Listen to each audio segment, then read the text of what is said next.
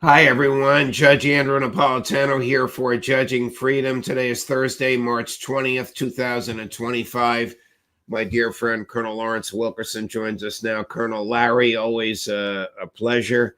Congratulations on that new camera. Not only can we see you better, you look younger. I don't know how you pulled that off, but thank you. Thank you, Colonel. Thanks for accommodating.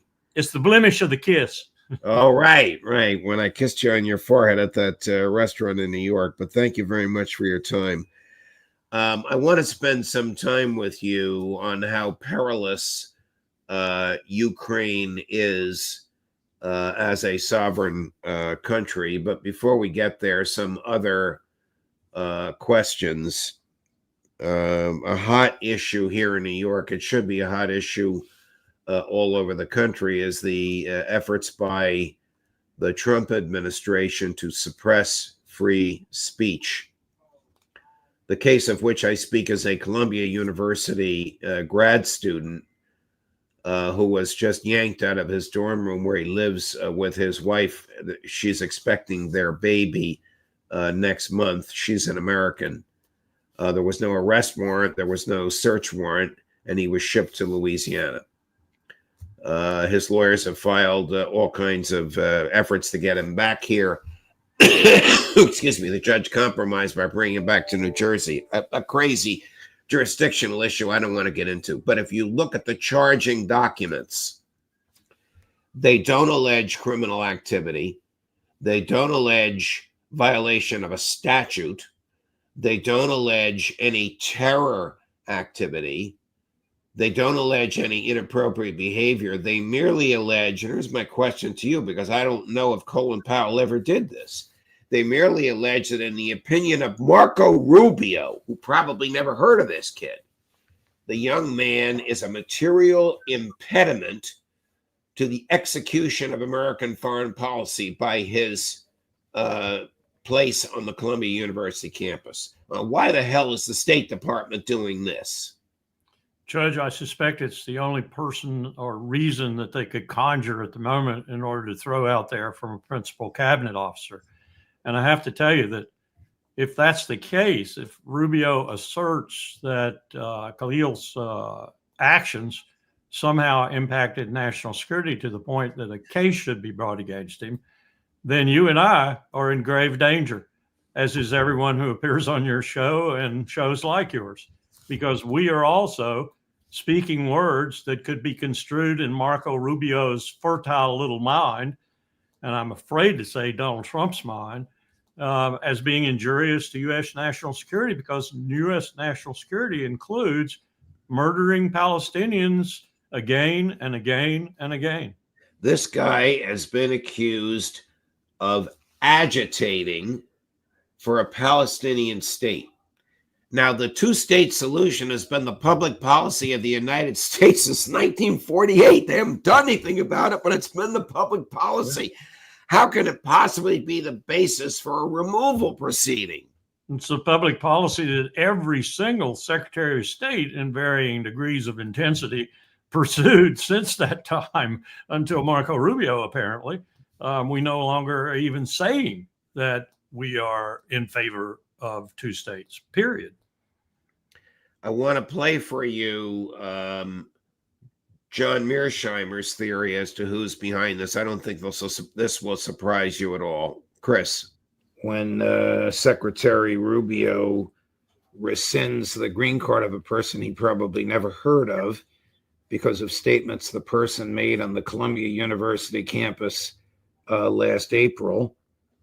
This, of course, is a big deal here in New York. It should be a big deal everywhere because it's an attack on freedom of speech like we haven't seen in this country in many generations. But I suspect it is the Trump Department of Homeland Security and DOJ doing a favor for the president's Zionist backers.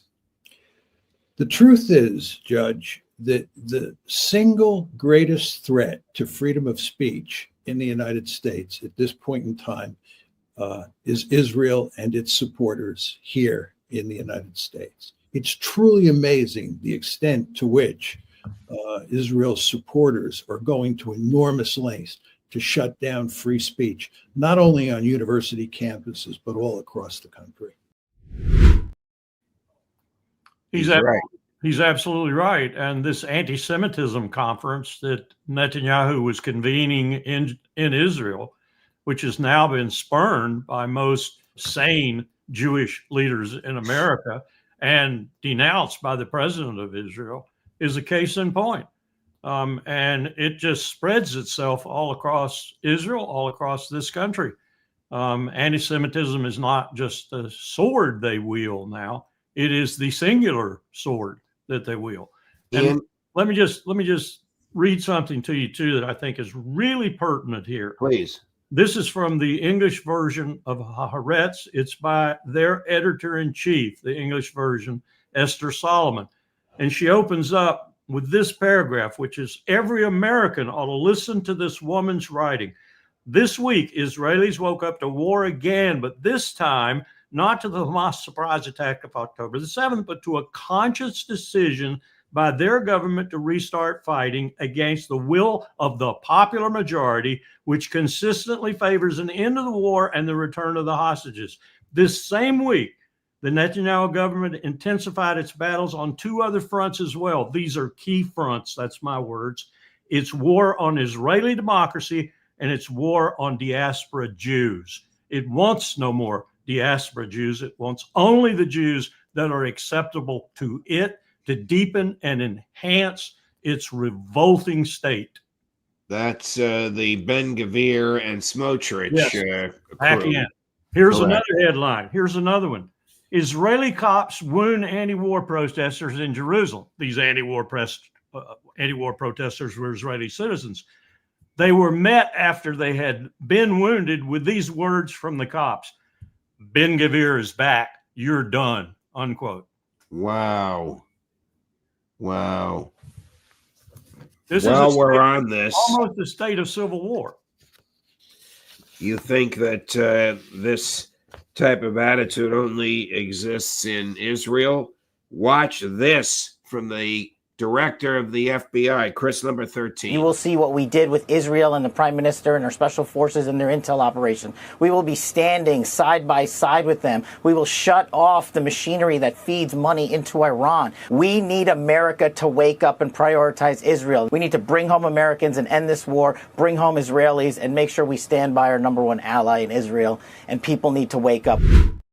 I thought the FBI was a domestic law enforcement organization whose job is to investigate federal crimes. I didn't know it was the job of the FBI ostentatiously to endorse the governmental policies of Benjamin Netanyahu. Nor I. And you see what's happening to Ronan Bet, the director of the National Security Organization, COL Shin Bet in Israel. You might as well put them together now. If he's going to get rid of Ronan Bar, then we're going to have Kash Patel's equivalent in Israel. Let them get together and let them go to hell together. Wow. While all this is going on, a professor of medicine, a Lebanese woman, a nephrologist, a kidney expert, which happens to be a field of medicine in which there are not enough physicians in the United States, with a medical practice in Providence, Rhode Island, and students at the medical school, took a trip to Lebanon to attend the funeral of Hassan Nasrallah. She was stopped at Logan Airport. They didn't know where she had come from. Without a warrant, they seized her cell phone. The cell phone demonstrated indisputably that she had been there. They asked her about it, and she said, I followed him. He's dead now. I followed him religiously, but I don't follow his politics. They kept her for 36 hours, during the course of which her lawyers obtained an order from a federal judge in Providence. She is not to be deported until the judge, holds a hearing. They disregarded the order and deported her, just like they did with the 156 so-called Venezuelan gang members. A judge said, do not deport them until I can hold a hearing. The planes have already left. Tell the planes to turn around. Oh, we don't understand your order. Okay. Have you ever seen in your years in the State Department, before or since, such disdain for the rule of law, for the basic values of the Constitution, freedom of speech, freedom of religion, freedom of association, due process, basic fairness, as we see today? Judge, I'm sorry to say I have. I saw a president who directed that other human beings be held incognito, more or less, and tortured. I served a president who sent American citizens and others to places like Syria and Egypt and Morocco and elsewhere where we knew damn well they would be tortured. I sat on 3 different study groups and 1 commission in North Carolina. I found out, for example, that when the CIA was rendering some of these people through the airport in North Carolina, they actually tortured them on the plane in North Carolina. So we had a whole new legal regime open up for us. Torture on American soil, not just in foreign capitals to whom they were rendered. I've seen it before, Judge, and I've seen it in history too, in terms of my reading, when Joe McCarthy was kind of running rampant over the American government with regard to communists. We've done this sort of thing before. I'm afraid we're into a new era of it that may outstrip all those past eras. It saddens me deeply. My column this week, Perilous Times for Personal Liberty at the Washington Times and a couple dozen other venues, articulates how unconstitutional this behavior has become. And here I am at Newsmax, where I work during the day, defending the right of the judiciary to engage in judicial review, which is the power to review and to void what the executive or legislative branch does when it violates the Constitution or violates the statutes. But these are clearly perilous times in which we live. Let's get to Putin and Trump. Let me just, one more comment. I heard Sure. one of the Trumpsters the other day. I think it's apocryphal, but it made his point that Andrew Jackson said when the Supreme Court essentially said Georgia couldn't kick the Cherokees out. Andrew Jackson said, well, now the court has ruled, let them enforce it. That's sort of, whether Jackson said it or not, that's pretty much what Hegseth and Rubio and Trump are saying. Right. Well, Hegseth is involved in the case before Judge Boasberg. The DOJ lawyers said, well, Judge, the pilots are over international waters. You don't have jurisdiction over them. A, he does, because wherever the government goes, the Constitution goes. But B, the pilots weren't defendants. Their bosses were. The Secretary of Homeland Security is a defendant in that case. The Secretary of Defense is a defendant in that case. The President of the United States is a defendant in that case, and he clearly has jurisdiction over them. I think some lawyers are going to lose their licenses to practice law because they followed a political moniker and not a legal one. And we haven't seen the end of it, which is only the tip of the iceberg, Colonel. You warned earlier that they may come after us. I said the same thing about those lawyers who ruled on torture and ruled positively for it. And I see no accountability whatsoever. I hope you're right. I hope there is some accountability. The president whose behavior you condemned is George W. Bush. One of those lawyers who ruled for torture is now a United States appeals court judge. His involvement in the torture, I don't want to mention his name, was hidden by the Bush administration from the Senate until after his confirmation. Many senators went wild over this when they learned about it, but there was nothing they could do. The nominee didn't hide it. The Bush administration hid it. Okay. Do you put any stock in this so-called ceasefire, in which Putin probably said to Trump, why don't you stop arming them? And Trump said, well, why don't you stop killing them? And they agreed to stop bombing or attacking energy infrastructures for a month. How do you read this? Then for the next 24 hours, they attacked each other's energy infrastructure. Right. Ceasefire's not worth a penny if the two sides don't have any reason to support it. And I see that as one of the huge problems here. But I see as Mearsheimer and others have said, I see and Chaz Freeman knows a lot more about these sorts of things than I do, but we really have a problem here in the fact that one side has decidedly won on the battlefield and can keep on going winning on the battlefield. Oh, yeah, it can be slowed here and there with drones and other things, but it is inexorably grinding up Ukrainian territory and Ukrainian youth. And the other side is lost. It doesn't seem to know what to do because Europe tells it one thing, the United States tells it something else. Something happens like cutting off intelligence and weapons and money, and then it comes back on again. I wouldn't want to be in the middle if I were Ukraine. It should be so crystal clear to them now that all they are is a tool of the empire and NATO, and that they're going to come out on the losing side of this. And Putin knows that too. So why should he even be interested in anything Trump offers other than a new relationship between Washington and Moscow? So getting beyond this is how you get to that. And I'm increasingly of a mind it's going to be really a long time before we get beyond this. Have you, or were you surprised when President Putin donned military fatigues and appeared ostentatiously in public and with military officers in Kursk and ordered the commanding general to end it and did so on international television, and now it is nearly ended? Did any of this surprise you? Not really. I think that was a dramatic statement that what I just said is true. I've won. Now, if you people want to talk, I'm willing to talk, and I'm willing to talk because there's a bigger issue here. It's restored relations between Washington and Moscow, and ultimately between Europe and Moscow. But I'll take the first. And that's what it's all about. If you don't want to get to that subject through all this mirage of crap you've strewn in the battlefield path in front of me, then so be it. I'll just keep on marching.